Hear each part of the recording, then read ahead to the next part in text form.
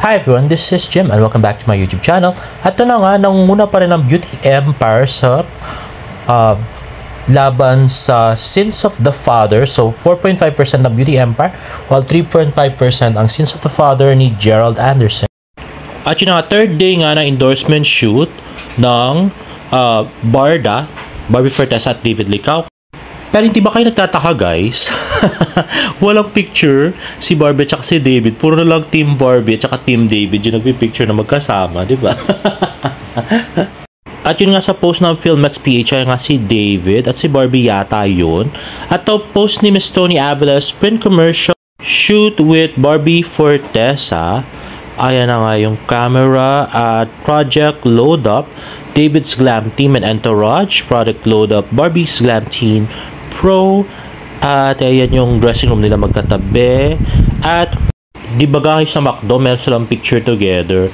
Nangyari na to yung walang ka-picture-picture yung Barda nung TKL pictorial, yung mukha nakasimangot si David noon. May gap kasi yung Barda noon. So palagay ko ganun din yung situation ngayon. Naulit na naman. Grabe. Kaya sabihin nilang hindi totoo yung issue. Kalokohan yun. Totoo to.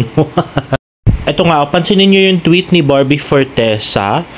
So, emoji lang siya ng relieved face. So, essentially, it shows that someone is relaxed and happy, perhaps after a stressful situation or we're feeling at ease. So, ang tanong, ano kayang stressful situation ni Barbie na natapos na? O, di ba? Mapapaisip ka rin talaga eh. At ito na nga si Sir Nata, nasa airport.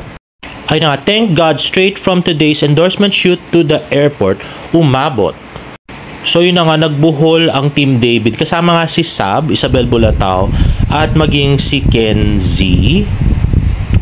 At ito na nga si Kenzie yun, pinicture ni David Licao ko. At ito naman si David, nakatalikod. Talagang hindi pinapakita yung mukha, di ba?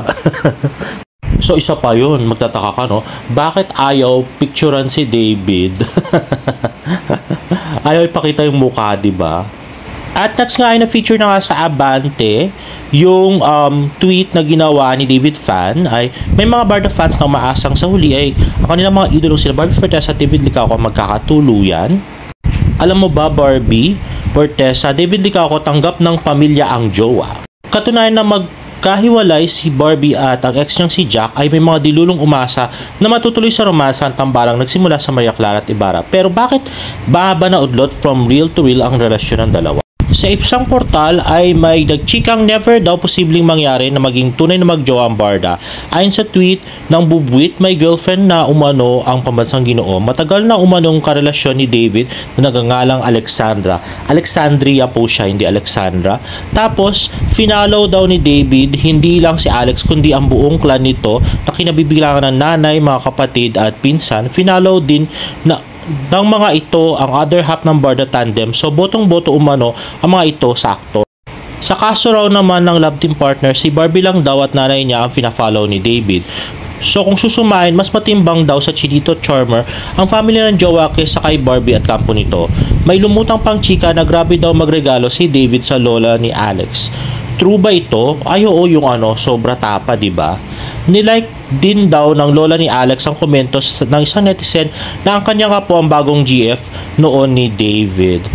Kung true ang mga ito, ibig sabihin pang showbiz lang talaga ang tambalang Barda. Anyway, bukas naman ang pahinang ito sa kampo ni David hinggil sa issue na ito.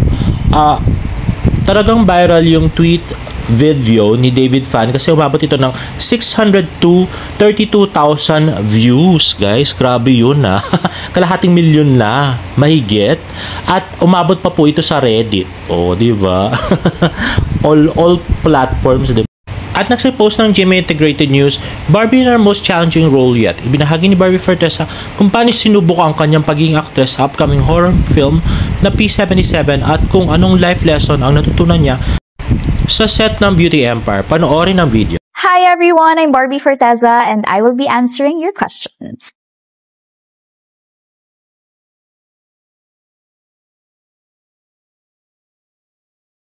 I think ang pinaka-challenging na ginawa ko dito is the subtle nuances, yung mga emotional units na kailangan kong ma-pull off.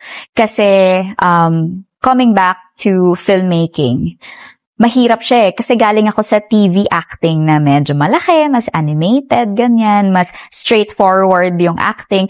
Dito sa pelikulang ito, especially in this type of genre, lahat talaga subtly nuanced. And I'm just really grateful kasi ginabayan talaga ako ni Direk Derek Cabrido all throughout the film. I think it goes hand in hand. Just be happy. Be genuinely happy. At next naman ang Instagram story ni Sam Concepcion. Ano ba, Migoy? Panindigan mo tong kilig ko. Ay, oo nga. Gustong gusto ko yung scene na yon. At ito nga, another Instagram story from Sam Concepcion. Diyos ko, Sam Concepcion, mali mo lang dyan. Ba't di mo agad kinanta yung kanta mo? Hahaha, di sana dagdag kilig. Hahaha. Actually, totoo. Bagay yung kanta niya, yung yung Mahal na Mahal Kita, dun sa teleserye. Grabe, sa Beauty Empire. At ito nga, the cute Sam Concepcion. Ayan na nga, sumasayaw-sayaw. All I want is your love. Pag ganyan-ganyan pa siya. At next naman, dapat lumalakad ka na sa senyos ako sa'yo gano'n, ha? Huwag ka muna doon, yun na yun. Balik. Kuya. Balik doon. Tingnan mo si waiter, ha? ayun na nga, nung inaral nga ni Barbie ng 15 minutes lang yung kanyang Korean line sa Beauty Empire. Grabe.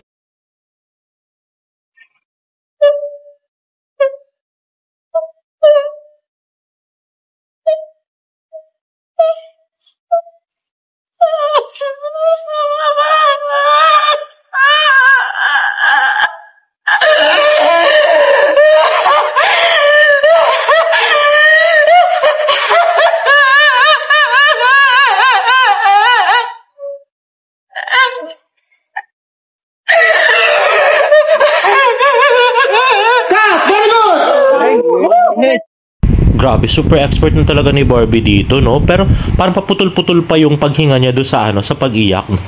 Napaka-natural, grabe. Private position lang. Okay. Talaga. Oh, nandito kami, oh.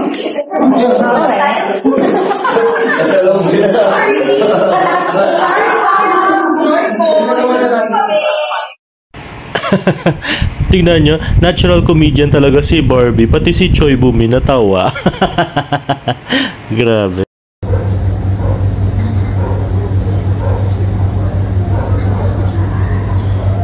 Ang sagot dito ay paka. Perfect. You can just do that. Kumusta audio mo? Thank you. Paka. Thank you, Bea!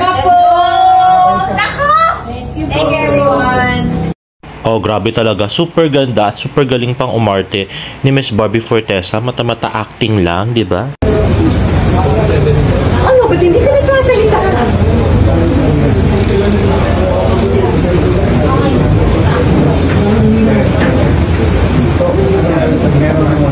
Siguro pagpalagay natin, kita na yung wala sa split, pero the usual, may mga premonition ang nanay, lalo pang nanay, di ba, parang malakas ang tutok, sa mga anak nila.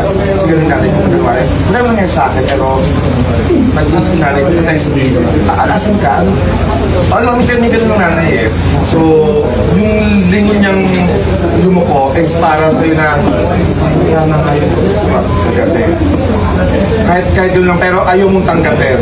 5, 4, 3, 2, on cue Barbie, and action!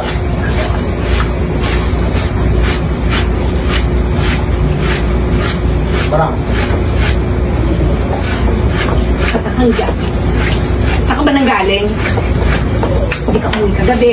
Hindi ka malang tumatawag. Marin, ano ba? Ano ba? Ba't di ka nagsasalita?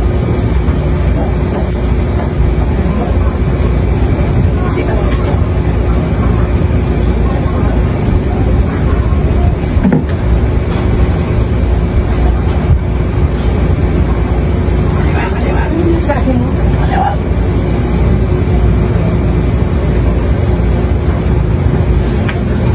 Ano nangyari sa ate mo? Ano nangyari sa ate mo? Wala na po siya. Wala na po si ate.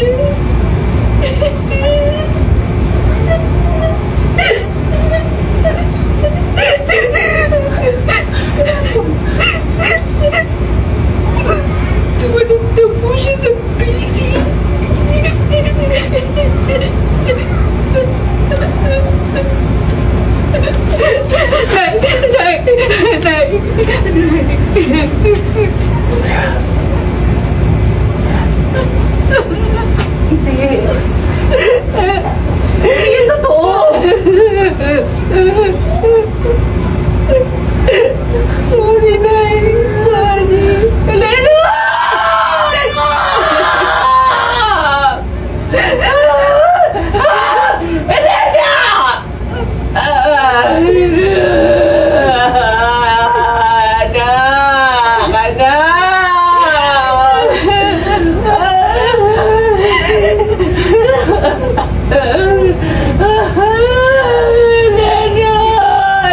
Bakit mo ginawa?